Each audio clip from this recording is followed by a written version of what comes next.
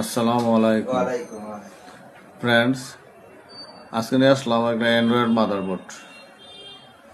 এটা মূলত ওয়ালটন টিভিতে লাগানো ছিল। যার কাস্টমার নিয়ে আসছে আমার কাছে আনার আগে উনি ওনার এলাকায় এক টেকনিশিয়ান ভাইকে দেখাইছিল।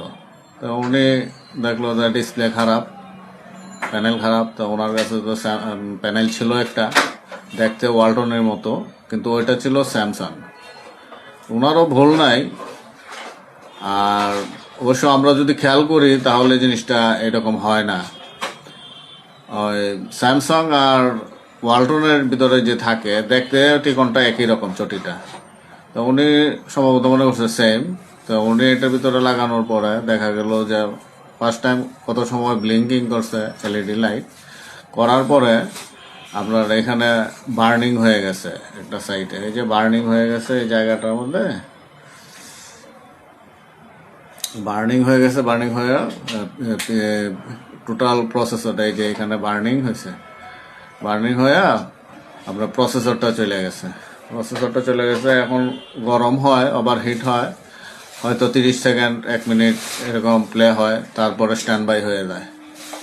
মূলত প্রসেসরটা পরিবর্তন ছাড়া আর কোনো ওয়ে নাই। আর পরিবর্তন করাটাও তো জটিল বিষয়।